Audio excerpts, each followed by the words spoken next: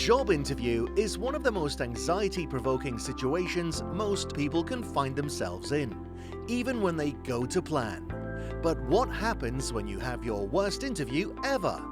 Our guests share their worst interviews ever in the hope that you will take something from their mistakes to have a more successful interview outcome. Some of the stories are horrific and some are just downright embarrassing. Let's join our host, Kevin O'Reilly, the interview skills coach with over 25 years' experience in the fields of coaching and recruitment. Let's welcome our guests to the show. Ever tried to prepare for a job interview while your personal life is falling apart? Like Googling star method with one hand and crying into a cup of tea with the other. Yeah? Today's guest gets it. Auchmuty is a professional relationship and divorce coach who helps people keep it together when everything feels like it's coming undone. Whether you're facing a painful breakup, navigating divorce, or just wondering how you ended up crying in the work toilet again, Claire's the calm voice helping you make sense of all the mess. She brings 36 years of nursing experience, deep coaching wisdom, and a personal story that makes her support very real. She's worked with clients around the globe, been featured in major media, and even picked up a few awards along the way. But today, she's here to talk about what it's like to show up for yourself when life gets hard. From broken hearts to big promotions, Claire shares her worst interview moment, what we get wrong when we try to push through, and how to keep your voice steady when the world isn't. Claire, you're very, very welcome on the show today. Thank you very much. It's great to be here, Kevin. When we first met, Claire, you and I had a long conversation, and I thought, I need to get this person onto the podcast. You're going to help so many individuals out there right now who are going through a bit of a hard time or a bit of a challenging moment, because the conversations that you and I have had and at length have been helpful, not just inside of relationships, but in the world in general. So thank you, Claire. Firstly, it has been an absolute pleasure conversing with you. But I want you to share some of this wisdom with our listeners and our viewers today. Would that be okay? Yep, I'll do my best. Absolutely. Well, Claire, if you'd like to give yourself a little bit of an introduction, tell us where and when this all started, this journey to become a divorce coach and a relationship coach. Well, the journey to start to be a divorce coach came about 5 years ago. I was walking in a small country lane in County Wicklow near the Paris Court waterfall with my friend. There was a window in COVID, and I slipped on the road and fell and spectacularly managed to break my ankle. Wow. So me, my car, my two children were all in Dublin, a long way away from where I live in Coleraine up on the north coast.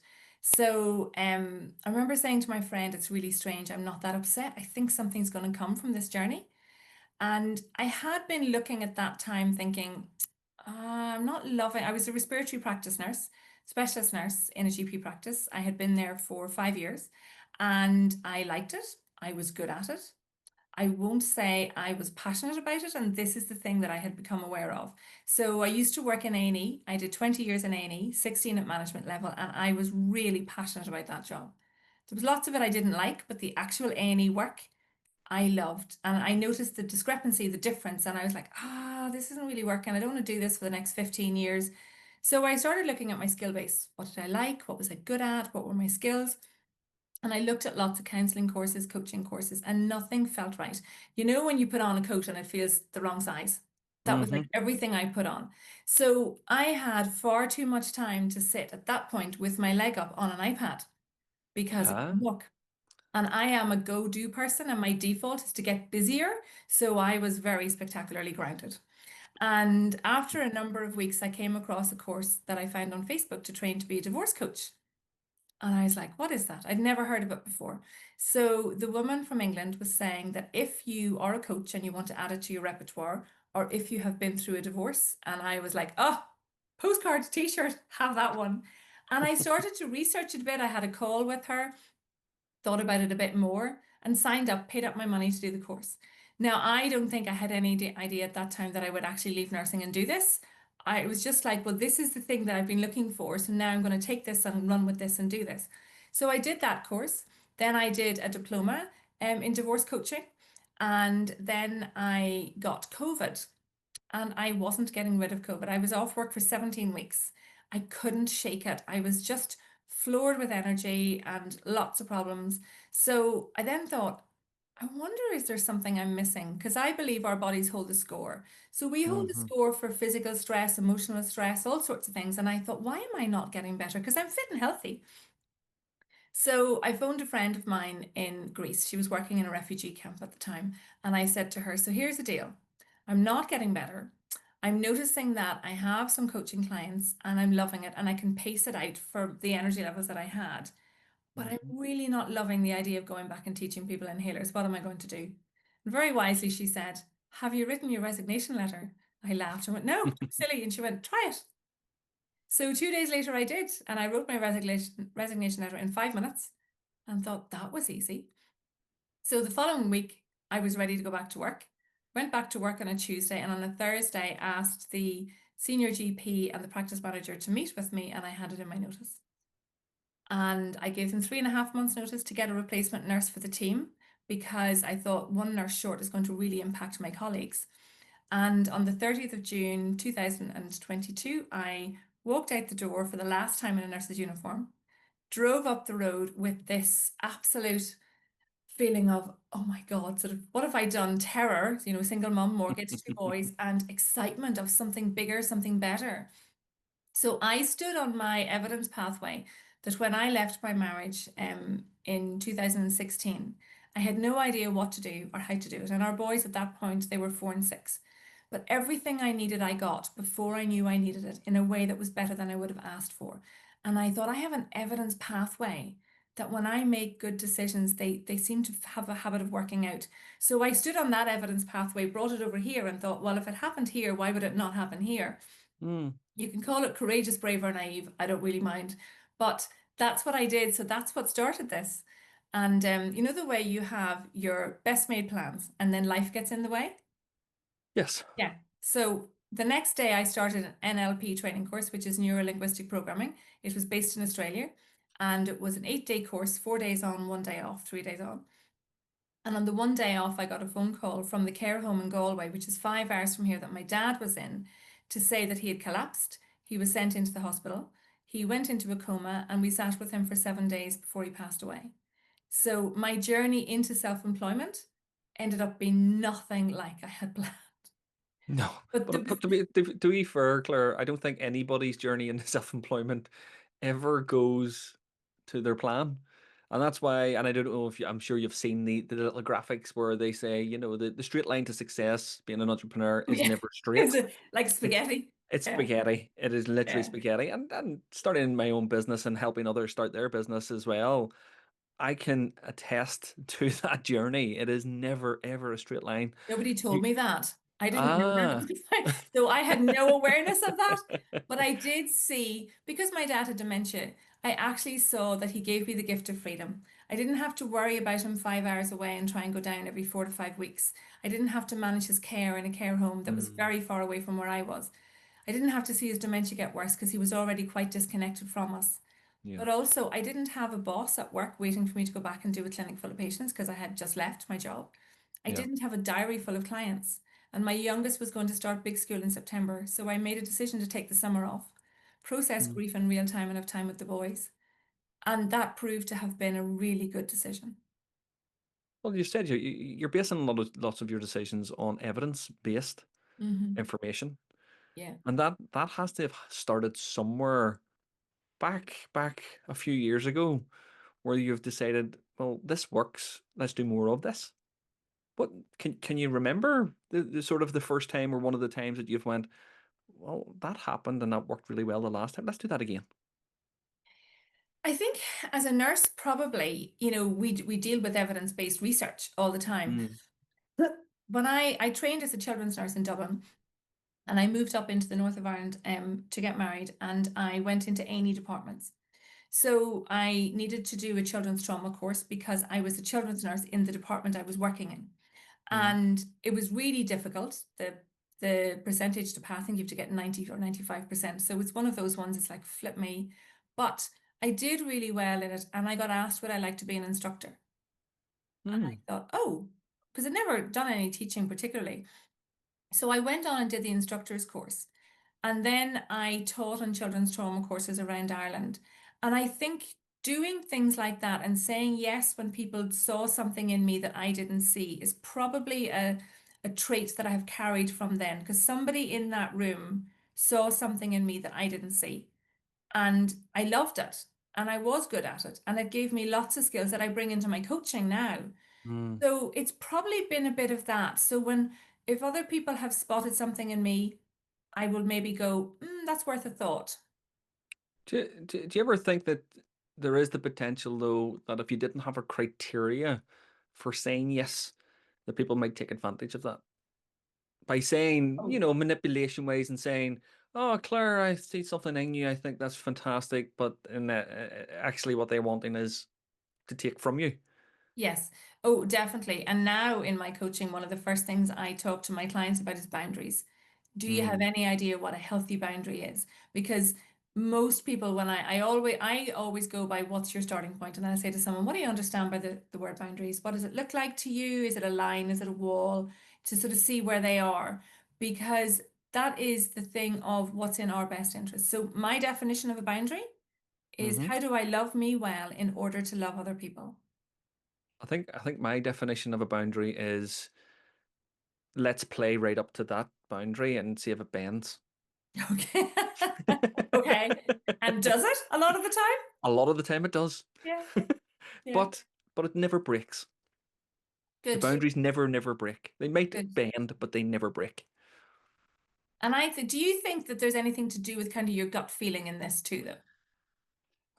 I did for a long time, but I had read some research this year saying that we can't really trust our gut.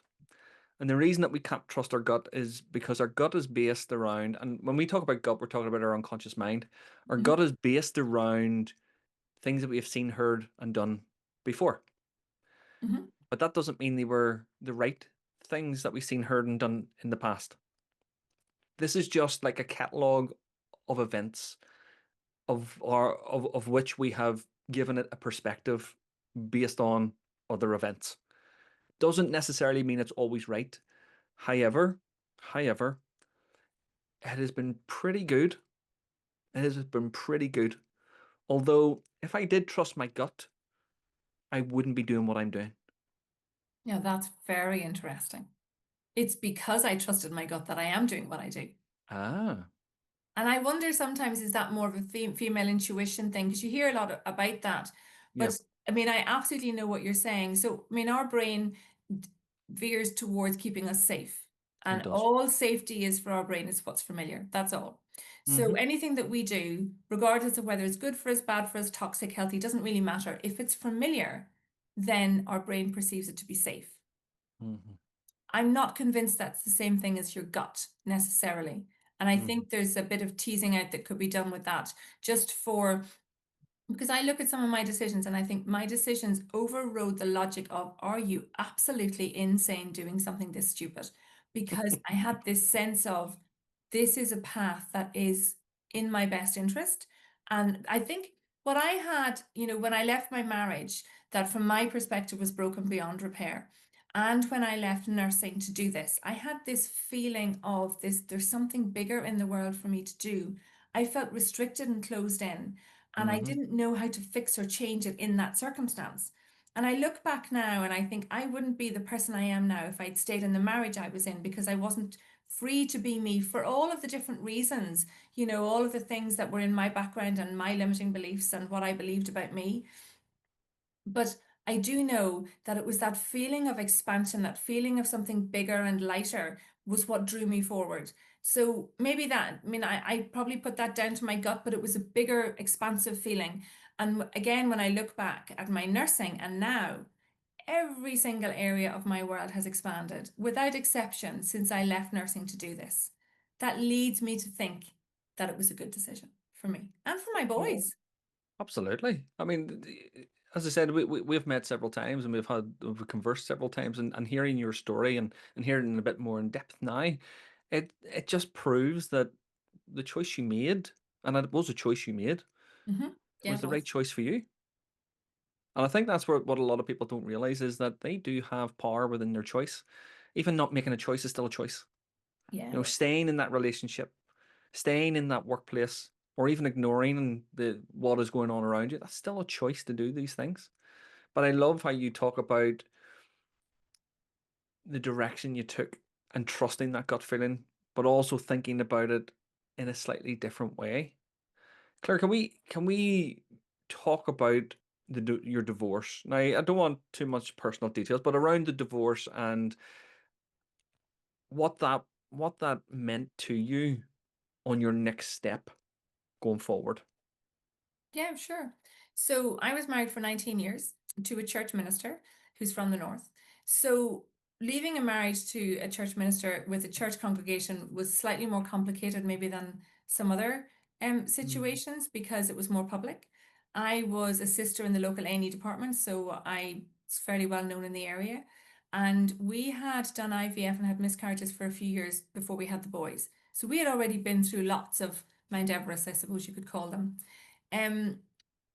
What I did know was that there was this journey of disconnection that seemed to be there with the gap getting wider, and I wasn't quite sure how to fix it. And we did marriage counseling and different things, but it just didn't seem to connect us back again for whatever reason was going on. And I think for me, it was surely there has to be more to life than this. It didn't feel good. I was sort of felt like I was running. So I was probably being superwoman, doing 7 things at the one time and thinking of 6 more. But Mm. it was stretching me to a point where there was nothing left to give to me or to anyone. So if you were to say to me, "What do you need, Claire?" I would have gone, "I've no idea." I had no time to think about what I needed. I was Yeah. too busy surviving at the end of my cliff, hanging on by my fingernails with all of the things that I was doing. Now, in hindsight, I know that my default when I get stressed is to get busier. So I was doing a very good job of that. But it was obviously because what I was trying to do was not deal with something. Yeah. And so it was a difficult decision. I believe that marriages fade over time. I don't believe that suddenly they're just over. Somebody has checked out quite a long time before the actual conversation ever happens. And whatever the reason on any divorce journey, so I left my marriage and I had just changed my job.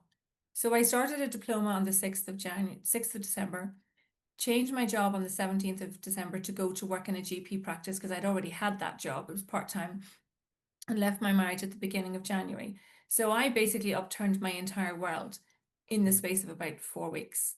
And sometimes we have to throw everything up in the air in order for things to land in a better order.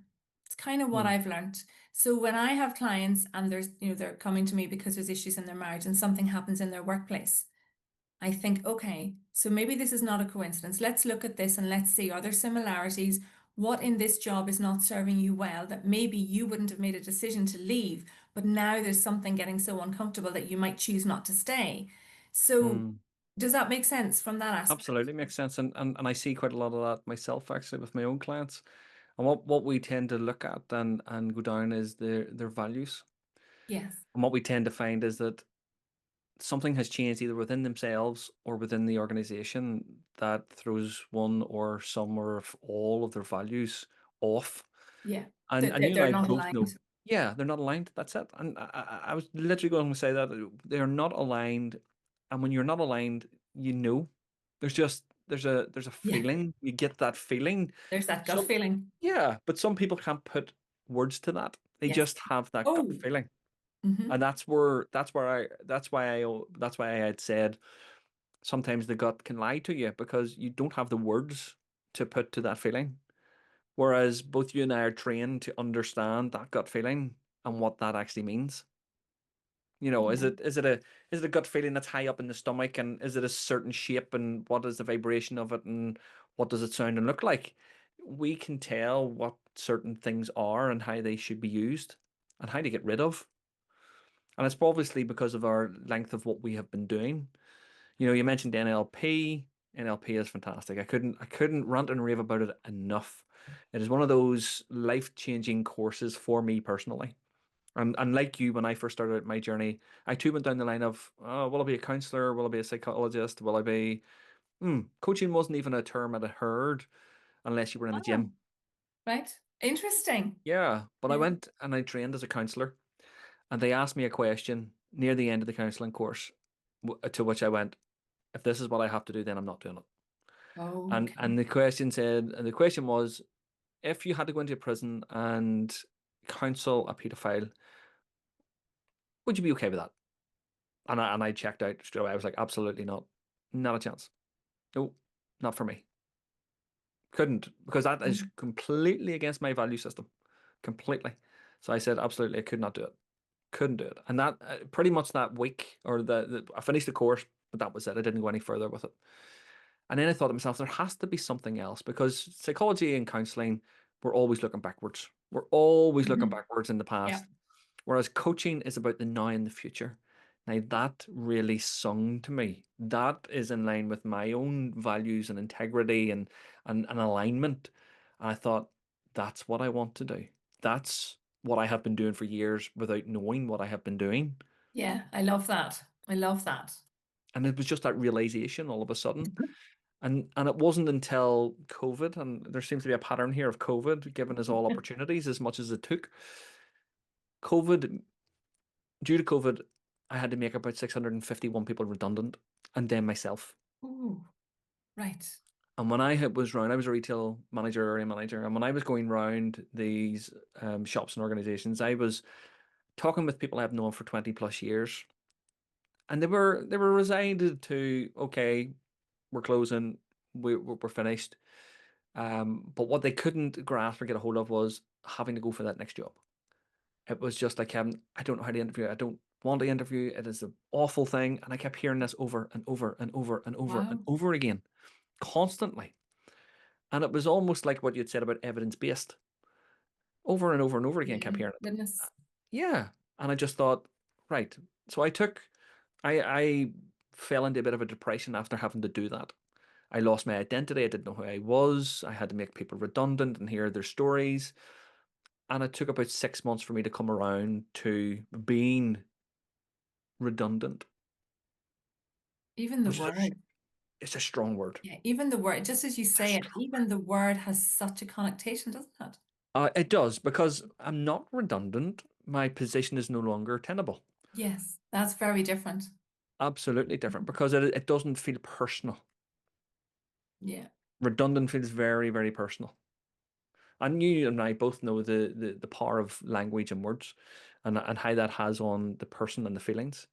But whenever I was sitting, I pretty much done what you did, Claire. I sat and I thought, what am I good at? So I wrote this list out of about 100 things of what I was good at. And then I started scoring it off, Impressive. going, and what type of business could I have from this? Wow. And I kept going down and down and down and down. And this took a week or two or three to go over, because it couldn't have been done in one day. It was just too much. And put it down to a couple of different things. And I just thought, I kept hearing it over my head. Interviewing, interviewing, interviewing. I thought, okay, interview. And I just sat there and went, interview skills coach. Oh, that makes sense. And there you go. And it was just that moment where I went, oh, that makes sense. And then, like yourself, the spaghetti squiggly line to success started to show itself. And it was a tough journey to get started. It was a tough journey. But what I want to talk about with yourself is, you said you were going through that change within your own life, and you were going through a change within your own work life as well. How might someone who's going through a divorce and a breakup, and come on, we're both realistic here into thinking that these things happen. Hmm. You're in a job, you love the company, it aligns with you. You're going through a divorce, you're going through a breakup, you're going through hard times in your relationship, and the promotion you've always wanted comes up, but you feel almost conflicted and drained. How do you, Claire? How do you deal with that? What's the recommendations you would give for that, or for Well, someone who's going through that? I have a client at the moment in the south of Ireland who has not only got a promotion, she's got a temporary promotion higher up on top of the promotion she's just got in the middle of a marriage breakdown. So it absolutely is possible. And a lot of the work I do with my clients is around how they see themselves. And I understand now something I never did is energy. We only have a certain amount of energy and capacity. So Hmm. when it's gone, it's gone. We can't just magic more. Going to the gym doesn't magic you more energy if you're exhausted. So the first thing I always say to my clients is, I want you to start noticing your world. So after a discovery call, if they decide to work with me, and even if they don't, we'll have this conversation because to me it's so important. Because Mhm. what we're not aware of, we have no capacity to change. So awareness Mhm. has to come before change. So I would Mhm. say to somebody, start noticing, where are you losing your energy? Mhm. So we lose our energy around people if they're negative, if they're difficult, if we're intimidated by them. We lose our energy when there's work deadlines. We lose our energy when we're nervous, we're afraid. One of the areas that we don't consider, most people don't consider this, I certainly never did, is we use an awful lot of energy in our heads, Oh yes. in our I've got I've thoughts. got I've got I've got a statistic for you if you'd like it. I'd love it. Yeah, fire on. 80% of our energy is used by our brain Okay, every wow. day. Can I steal that? Can I use that? Absolutely That's, can. yeah, I didn't 80%. know it was that high, but I know. So most of my clients, because they're in a relationship breakdown, what they do is they think about it all day at Yeah. work. Yeah. So then the promotion comes up and your energy is already drained and gone. Mm-hmm. So you feel, or somebody would feel, they have no capacity to gear up for the interview. Therefore, they're not going to try. And yet, Mm-hmm. maybe, just maybe, that promotion might give them the financial ability to leave a marriage if it wasn't working for them. Well, then, if that is if that is the situation, Claire, then how do we get that energy back? How do Yeah. we not okay? That's a wrong phrase to get it back. How do we manage our energy levels so that we are ready for that interview, even though we don't know it's coming in some Okay. instances? So this is where the awareness around what do we do as a habit that we don't notice. Mm. So do you ever have a situation where somebody says something to you and you think, how dare you say that to me? Who do you think you are? Do you ever have that? I used to. Yeah. Now, Claire, I don't because Yeah. I'm hard to offend. Okay. But in the old version of you, you Oh would have yes. noticed Oh that. yes. Yes. Oh Okay. yeah. So that in itself is that's the incident. And then you have the energy afterwards going, I can't believe they did that. And then you tell 18 people about it because you can over coffee, over drinks, your sister on the phone, your mother when you're chatting to her. Every time you talk about that, you relive it. And every time you relive it, you relive the emotions because our brain doesn't know the difference in past, present, or future.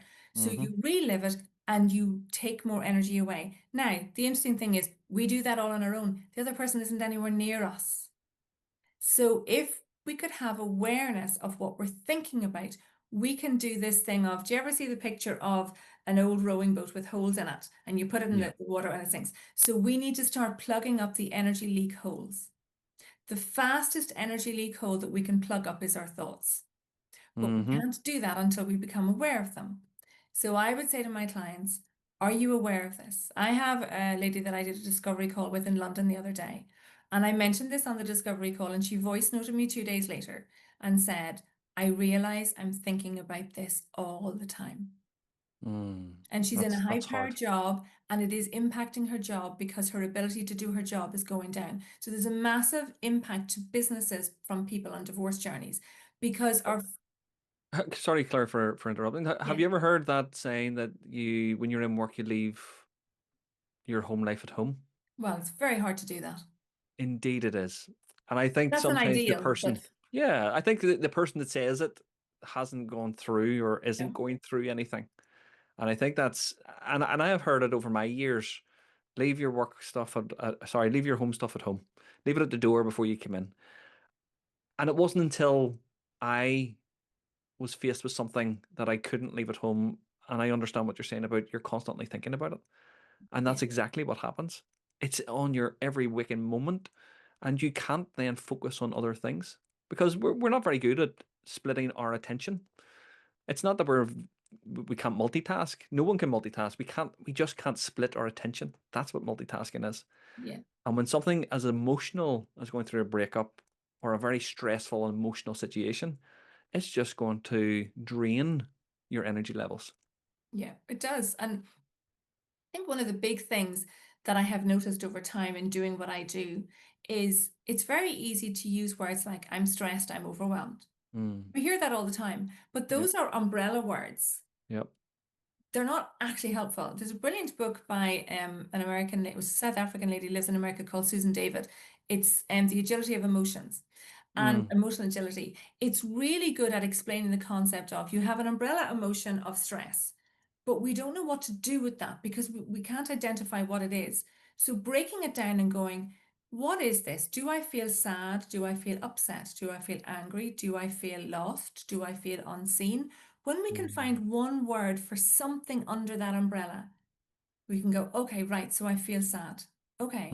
So when you name something, then it starts to begin to feel heard and seen, the emotion. When we allow our emotions to feel seen and heard, they back down. Yeah, They don't, absolutely. because they're knocking for our attention. They're going, hello, excuse me, excuse me, hello. Because everything we do is designed to keep us safe, but safe for our brain is only what's familiar. I believe our emotion, I don't believe there's good and bad emotions. I believe every emotion has a very important role, and the role is to tell us something that they perceive we don't see. Yep. And when you're on a divorce journey, what you're actually experiencing is a grief journey, which is what most people tend to put into the loss of somebody through death, usually. But a Yeah. grief journey is the loss of your health, the loss of a job, the loss of your marriage, the loss of a person. It's far more than the loss of just a person. It is so much more.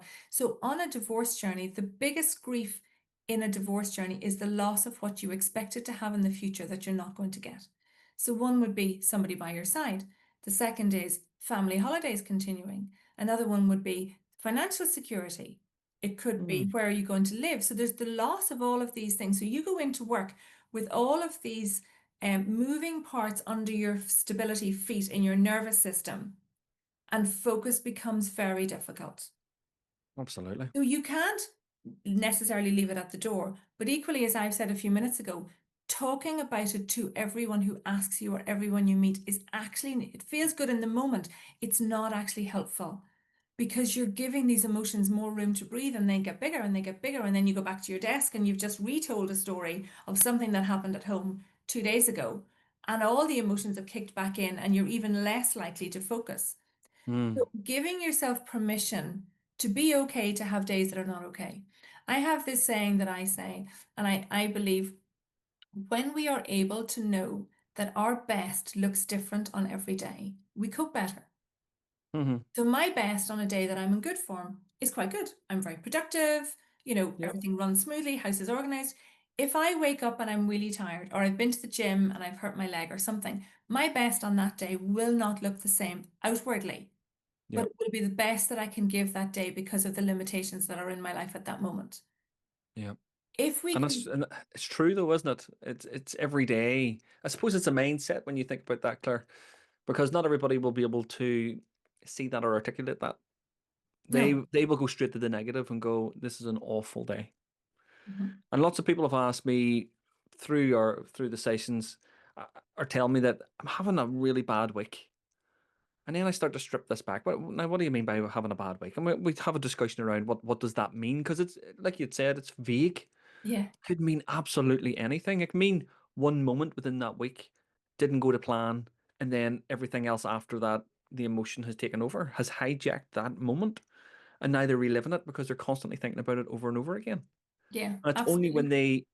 only when you're given permission, or you're giving yourself permission to go, okay, let's have a think about this. Let's have a conversation about this, but let's talk to someone who knows what they're talking about, and being able to reflect that back. That's a huge difference. And when people ask me now, Kevin, do you not have any bad days anymore? I say, no, I don't have bad days. I say I have moments within a day that don't go to plan that I need to consider, Yeah, rather than saying I have a bad day, a bad week, a bad month, a bad whatever. yeah, You I and hear I've you. been both through a lots of different challenges, shall we call them, and we have come out the better for them. Hmm. That's what I would call resilience. Resilience cannot be built without going through something. It can't be taught. No, you're right. You have to go through it to be Yeah, resilient of it. It just can't be taught. You can be given tools so that when something happens, you'll have the tools in the toolboxes, but you have to go through something to be resilient. but that's like driving a car, isn't it? You can read Uh-huh. the manual and do your driving test by the written one. That Yep. doesn't mean you're going to be able to drive a car. Absolutely. So it's the same analogy of we have to get onto the tennis court. We have to just actually live it and do it. And, when we look at a relationship, conflict is not the issue because a lot of people say we just have awful fights. And I would always say, well, fights are normal. Conflict Mm, is normal. We shouldn't make it abnormal. It's what we do with it. How do we repair it? So what I heard and what you said was that you have the ability to work your way out of something taking over your whole day. Is that correct? that is correct. So, because you talked about a moment and a moment to Yep. consider. So, Yep. so you have now got the ability and the tools and the skill, which is now easy because you've been doing it for so long, to be able to move through it and past it and out the other side. So for the clients I work with, because I work with clients on the receiving end of bullying at work as well, Mm-hmm. because the dynamic of that or a toxic relationship are the same. Our sense of identity is diminished, our voice is diminished, we feel smaller, we're unhappy, all of those things. But the reality is that I'm not in that mess with someone. I'm Yep. outside it. Yep. And I've gone through that. So I know how to guide them because I now have the tools that I've learned for me. Wish to goodness I'd known this years ago. But actually, if I had known all this years ago, I wouldn't be doing what I do.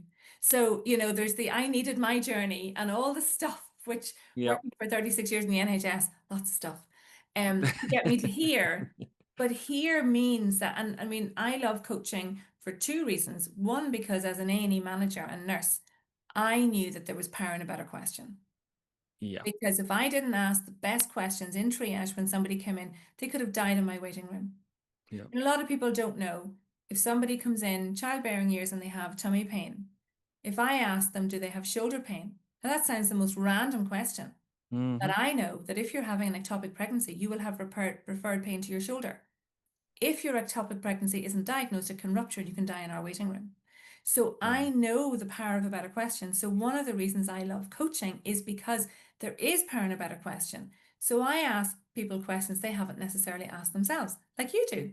So Yeah. we expand it out, we become curious. It's not threatening, it's in a safe environment. Yep. But I also love that I can help people move from where they are now to where they'd like to go faster and easier than they can get there themselves. I have done Absolutely. it from there to here. It has taken a long time, a lot of work, a lot of money, a lot of energy, a lot of emotions, a lot of learning. Not everybody has to go through the same journey that I did. You can choose to, but you don't have to. So now the first question I ask myself, if I come up with something that I don't know, the first question I ask myself is not, how do I do this? It is It's now true. always, who can help? Absolutely. Who do I know who It's can not help? high, it's who. Yeah. But I was quite independent. Mm-hmm. And that question didn't come easy. So I had it stuck up on post-its in different places around the house because I literally had to retrain my brain to go, who do I know who can help? Because that brings connection, it brings Mm-hmm. support, it brings the ability for someone to show you easily. So the second question I asked myself that changed my life, and again, for anybody listening, these are questions that I give to all my clients because they do change people's lives. So the first one is, who do I know who can help? And the Mm-hmm. second question is, what's the easiest way to do this? Because our brain is designed to answer questions. So the questions we ask ourselves become really important. So if somebody's on a divorce journey, marriage breaking down, they're on the receiving end of bullying, I wonder how often they ask themselves, what's wrong with me? Yeah. Why can't I do better? Yeah. Why haven't I been able to do this? Why do I keep doing that? Those questions are not the best questions to ask yourself because you get No. stuck in a loop. And I hear this quite often actually within the interview process itself. After they've had the second, the third, the fourth rejection, they come back and they go, what is wrong with me? What is Mm-hmm. wrong with me? As I always tell them, absolutely nothing. We just haven't found the best way to show off your best bit yet. And that's it. Yeah. It is that simple though. But you're right around the questioning and around asking the right questions. The power in asking the right question. I didn't know about the shoulder pain and the childbirth. I don't know that you're ever That's going to need that, but it's well, just to show you that no, but actually, listen, I have a daughter. I have children who might have a wife at some stage. yeah, Who knows? yeah. Who knows? But even that could come in helpful if I'm out in the street, someone has a sore tummy and they go, "I'm my shoulder sore as well." I'll be like, "Oh, something just sparked. I must ring Claire and ask her." It's not high. It's who. Yeah, but that's why we wouldn't have put somebody in a triage position if they hadn't been in A&E long enough, because they weren't qualified to know what questions to ask. So knowing the better questions to ask to get the accurate information to allow you to treat somebody well and safely became really important. And that's what I do in what I do. So if I don't know something, I will make it my business to find out. Yeah. And I love what you said there about certainly people can get to the destination themselves. Both you and I know Absolutely. that be the case. But if you want to spend the time, the money, the energy, and if you don't have a passion for it, you're not going to give it your all. Whereas you and I both have a passion for what we do. We both have a passion for seeing the outcomes of our clients and how that affects their whole life. Not just in that moment, but the knock-on domino effect, Oh, it's huge. I that talk ripple about effect. legacy. Yeah. Yeah, I mean, yeah, every client I work with, I have this amazing privilege of impacting their legacy. That's yep, just enormously huge for me. And yep, that's legacy of their family, but also their work colleagues and their friends, because as they change how they see themselves, that changes who they are in the world. It changes how they interact with people. That makes a massive difference. When I yeah, look at who I was years ago and who I am now, for example, I joined a business training company in London literally 2 weeks before I left my nursing role. I thought I know nothing about running a business. I was over in London doing a 3-day training and I signed up for a 2-year program. So I flew to London once a month for 2 years with a friend of mine to learn business coaching because I thought I don't know how to do it, so I need to be around people that do. And my yeah. nursing friends wanted me to stay nursing for all sorts of reasons. So I thought they're not the best people for me to be around right now. And Yeah. I remember one day, about a year and a half in, thinking and just noticing this thing. I was walking through Stansted Airport with my little wheelie suitcase, and I thought, flip me. The me who walked through Stansted Airport for my first training in Stansted is a completely different person to the me walking through Stansted Airport now. Yeah. I saw myself differently. I spoke to myself differently.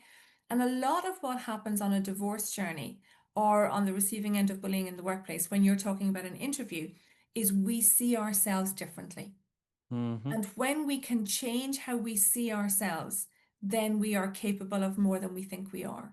And if we are around people who see us in a different way and help us to see us the way others see us, we can do more than we think we can. So it's about your what I'm taking from what you're saying, Claire, is that it's your environment and the people that you surround yourself with are so very Yeah. important Yeah. because they feed into your narrative. They can either keep you down or lift you up. Yeah. And I say this to my own children.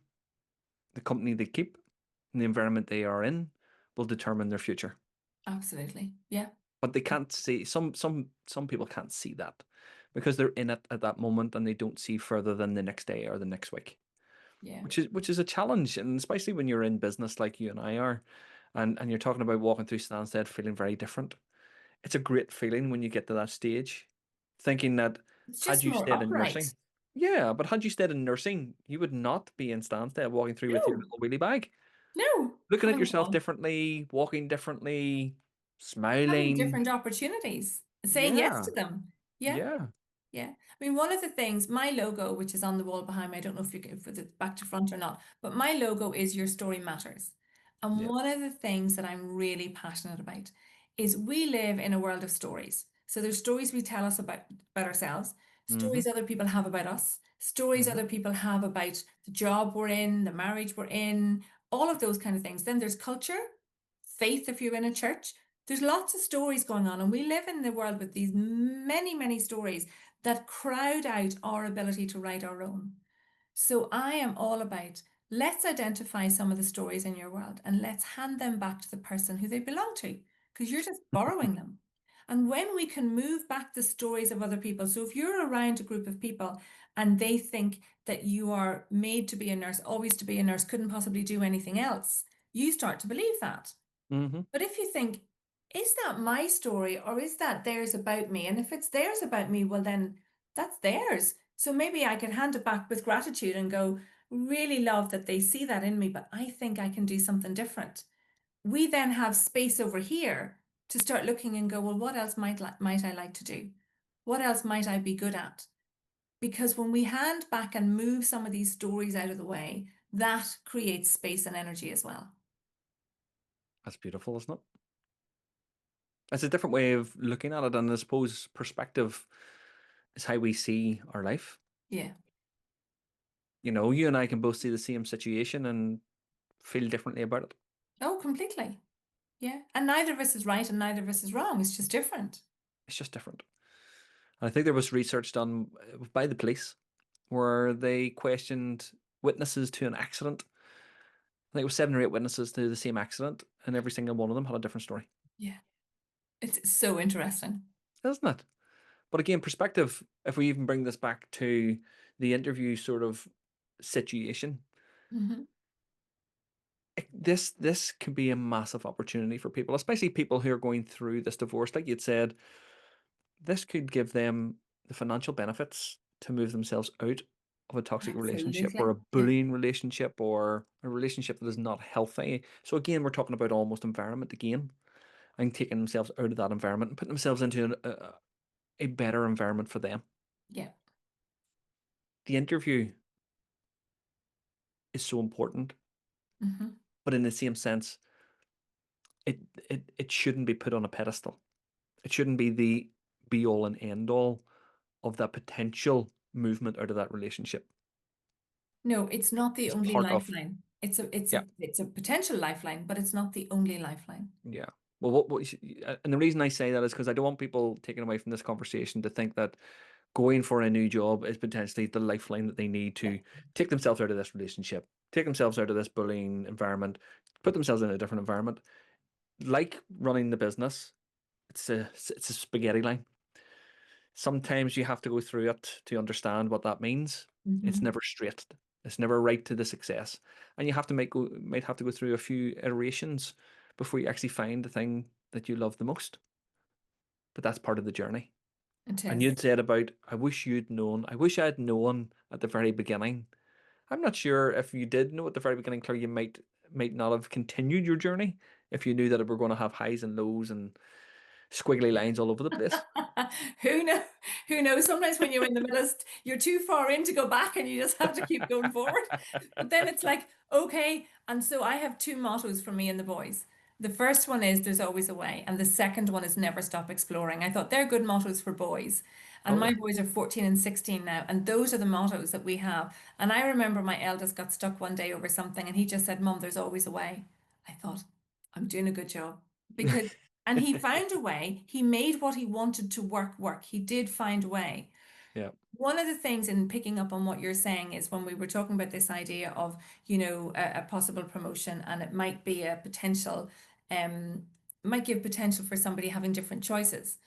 I hear so many people say this idea of, well, is it the right thing? And I don't know if it's the right thing. I personally, I don't know what you feel about this. I don't like the words right and wrong. I think they are weighted with responsibility, and I Yeah. think they have a massive potential to keep people very stuck because they're Yeah. afraid to get it wrong. I have a postcard in that one too. Lots of postcards in my life. Um, but I say to people, what about changing your question to, is this in my best interest? Or how Hmm. will this add to my life? Those are softer, easier questions without the weight of responsibility to allow someone to think slightly further, expand their thinking. So I kind of feel when we look at something, sometimes it's like as if we're in a car driving at night. So we've got our lights on, we can see in front of us, we can see around the bend, it's fine. The Hmm. questions that I ask as a coach, that you will ask your clients as a coach, allow somebody to turn on their full beam and see the side of the road at the same time. Hmm. It has always been there, but we haven't seen it because we haven't had the ability because we've only had the main lights on.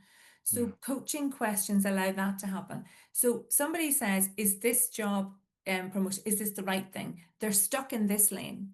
If I Yeah. come along and I say, well, what would this bring to your life? And do you think you'd like it? Do you think it would be in your best interest? Suddenly the full beam goes on and they have a whole scope of other things to bring into this conversation about this job.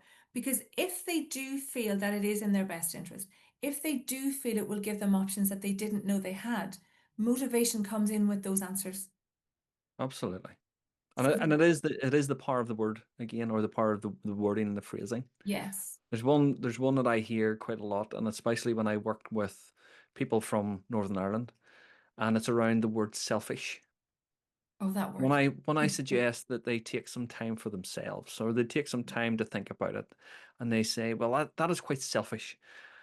And it took me a while to come to terms with how do I reframe this in a way that Mhm. removes the emotion from it. Because that word selfish has a lot of negative connotations and emotion built into it. It Don't be does. selfish. It's not like do be selfish. Nobody's ever said to you, do be selfish. No, So I've changed the term that I use with my own clients, and it's just prioritize self. It's really simple, it is very clean, actually, but isn't it's it? clean. Yeah. Prioritize self. And it's again back to what we were talking about, the energy. If you're able to prioritize yourself, Hmm. it makes a huge difference. Yeah. And even with the learning, even with the gaining some energy back, and understanding that you don't have all of the energy all of the time. Mhm. And some things are energy vampires and will suck the life right out of you. But again, back to something you said, awareness happens before change. Always. You have to be aware. I love the saying, without awareness, nothing changes. Yeah. And Exactly. it's exactly a similar, Yeah. It is. and it takes time for you to become aware and self-aware, especially self-aware, because it's hard to look at yourself differently. And it's hard to say, well, is this me, or can I change this? And if I can, hi. And if I don't When know, I hear people who? say, when I hear people say quite a lot, I can't change, that's just who I am. Nah. I go, really? Who said that? It's so true, though. Where did you hear It's so, that? so Isn't true. it? Because we hear that all the time. Who No, said that? that's just who I Yeah. am. And I go, who told you that? Where did you hear that from? Because that's not a fact. That's just words. It's not a fact. No. If there's one thing for sure, change is inevitable. That it is. Whether we want it or we like it, yes, it is. It's a And constant. It's one of the yeah, one constants in life. Change is constant. yeah. So And it's we either always get on board easier. or don't. It's always easier to adapt to change when it's something that you choose. So if Yes. you look like a job change and you're on the receiving end of bullying at work, that may not feel like a good choice. And therefore, it's a harder narrative to work through because what's happened is you feel possibly that you're pushed out, like you don't choose to stay because it's too difficult. So Yeah. that diminishes your power and diminishes your sense of self. The clients that I work with, I would say, what if you looked at this job where you are right now and asked yourself this question: is this a good environment for me to be in? Does this benefit my family? Does this Absolutely. benefit my mental health? Does this benefit my physical health? Because we get sick when we're in environments that aren't good for Hmm. us. And if the answer to those is no, well, then might you think of changing your job because this isn't in your best interest? So I mean, it's the same situation. The situation hasn't changed, but the perspective viewpoint into it helps somebody change how they go about it.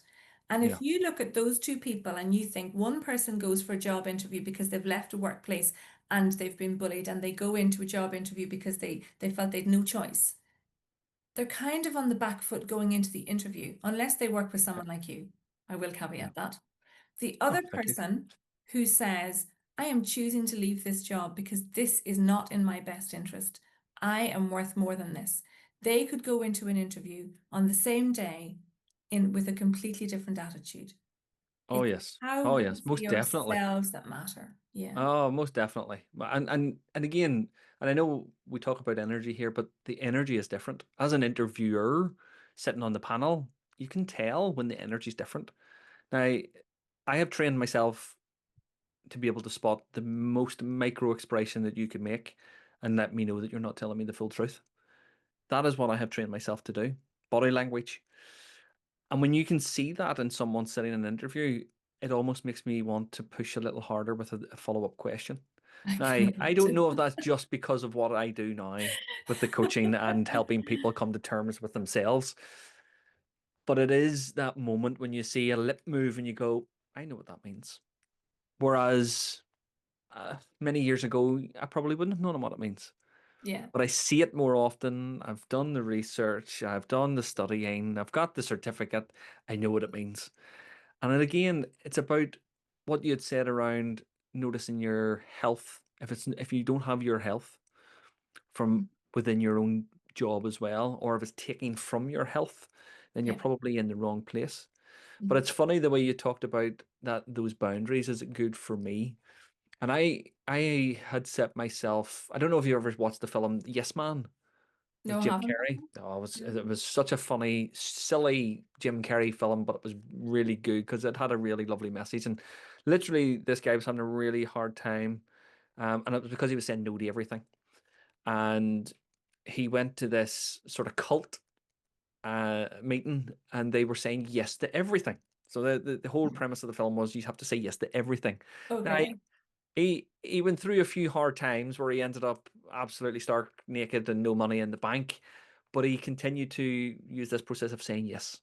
Okay. Now, I was going through the time of setting up my business and the time of having making people redundant, and I thought something has to change. I need to change something. Seen this movie, and I thought, okay, let's give it a go. So I says, we'll do this for 12 months. And I got about 4 months in, and I went, right, hold on. I have to put boundaries here. Because Okay. when I was letting people know what I was doing, they were trying to take advantage of the situation. Okay. So I then come up with three boundaries or three sort of rules for saying yes. First one was it had to benefit me. Second one was it had to benefit my family. And the third one was it has to not be illegal. Okay. I don't know which of those I like the most, but they're all very good. Yeah. You can imagine why I had to put the last one in, the not Yeah. illegal part. Yeah. There's some silly people out there. But Yeah. if they don't match, if when someone asks me to do something Yeah. and it doesn't match all three, then it's a no. And it's an easy no. Yes, because you've already set the parameters. I've already set my boundaries and Yeah. parameters. And I think a lot of people, and both you and I see this, is that people don't have boundaries. They don't set definite boundaries. And when they even do, they're a bit flimsy because they're not in line with their values. But now here's a question. Do you think that most people know their values? No, Because I didn't. When I left my marriage, no. I remember a week later thinking, I was in an apartment because we lived in a church house, so I had to leave. And I remember thinking, I should really get a book on divorce. Probably a good idea. So I got a book on divorce and I started reading it in bed. And it's a Christian book because my faith's really important to me. So the first chapter was all about change. And it talked about, any marriage that breaks down creates change. And I was living in an apartment, I had changed my job. So like I had that completely down Hmm. pat. The second chapter was about identity. And I remember the author saying, every person on either side of a divorce journey, no matter who you are, what the cause, whatever's going on, has to find a new identity. I remember putting the book down and going, how on earth do you do that? Like, what did that even mean? I Googled values. That is where I was in my life. I literally didn't know. Aha. Okay, so for those that can't see this or who are listening to this, I'm holding up a book called The Values Factor by Dr. John D. Martini. Mm. This book is fantastic about explaining values. And then I have another book, which is this one called Character Strengths and Virtues. It's a handbook and classification. It's done by two doctors within this field, and it is nearly 800, 900 pages in length. It is all of the research they have done around character strengths and virtues. Wow. Now, understanding your own values is a huge part of respecting yourself, in my opinion, It is. Yeah, it is. because you can then say yes to more things that will bring value to you and no to more things that are going to take something from you. And you And can see what's not working. correct. And it took me a long time to come to this realization. But had I stayed in that role that I was previously in, I wouldn't know. I would have still had the identity of manager, retail area manager. Yeah, I know. Would you go back? Would you Absolutely want to not. go back? Yeah. Absolutely Yeah, not. I know. Not at all. I cut my nurse's uniform up the day after I left my job with the scissors. And the following year, so I let go of my nursing my insurance. So I would have had to restate that to work. And the following year, I let go of my PIN number because I thought, I don't want to go back to the version of me that was in that role. And if I go back into a uniform and into that environment, I will go back to the version of me that was back then. And Yeah. I had come too far and it had cost too much. And I thought, no, I'm not doing that. So my theory is if there's no plan B, plan A just has to work. Well, that is an actual theory. Yeah. It's Well, something to do with burning the boats. So, yeah, when the Vikings were taking over anywhere, they landed their boats on the shore and then they burnt them. that's right. So it was either do or die, Yeah. no plan B. And you're right, that's what you have to do. You have to get on with it. There was moments in my own journey as a business owner where I sat in this very seat at 5 or 6 a.m. in the morning going, it would be easier just to go out and get a job. And that wasn't once, that was a few times. It'd be easier just to go get a job than trying to run your own business, find your clients, ensure that they are all satisfied and get what they need from this journey as well. There's a lot to what you and I both do that, Hmm. that not a lot of people see.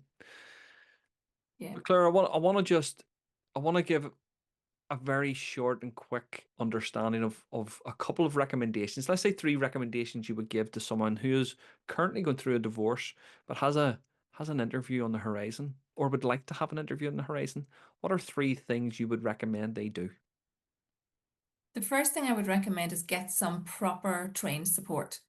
Whether it is a divorce coach, an interview coach, or something, you need somebody to help you to focus that in a way that on your divorce journey, it's just too hard for you to do that.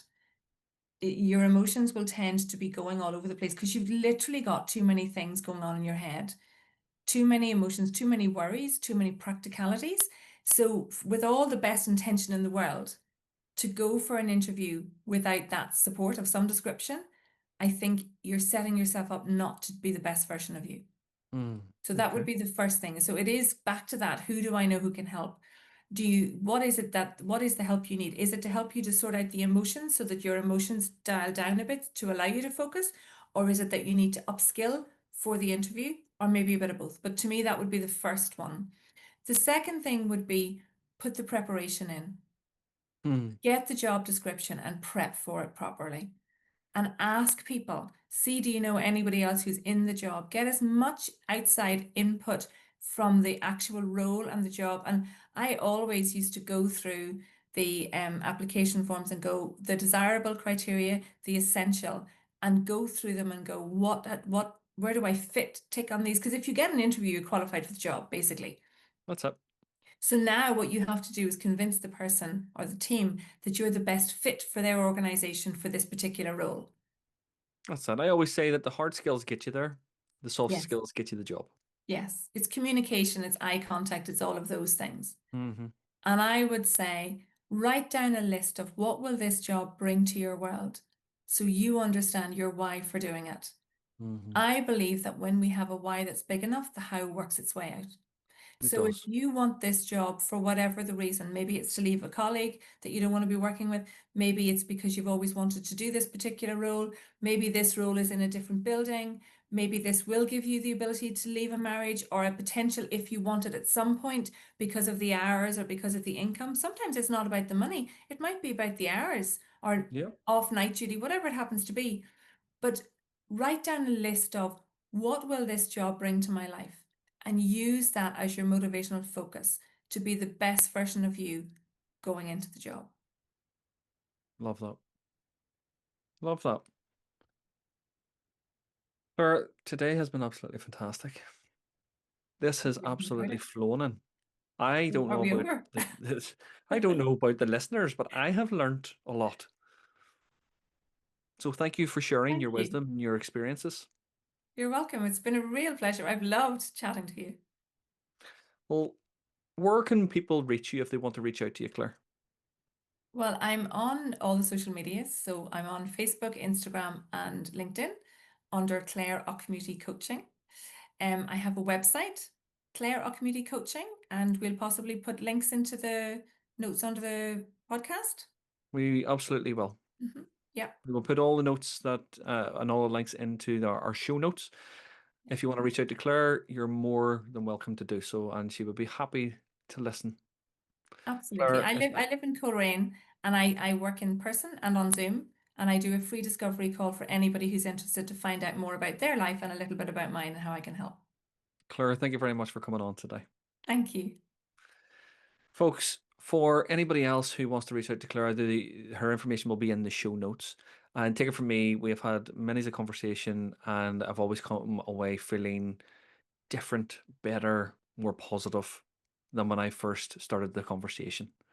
And I would highly recommend, if you're going through those difficult moments, divorce, breakups, even through being bullied in work, please reach out to Claire at Auchmuty Coaching. But until next time, behave, be good, and keep your eye out for a new job on the horizon that might just fill every value and need that you have. Thank you. For more details about our guest, or if you would like to be a guest, go to www.interviewskillscoach.co.uk/my-worst-interview-ever, or find us on Facebook or LinkedIn. And remember, on the other side of a successful interview is the life you deserve.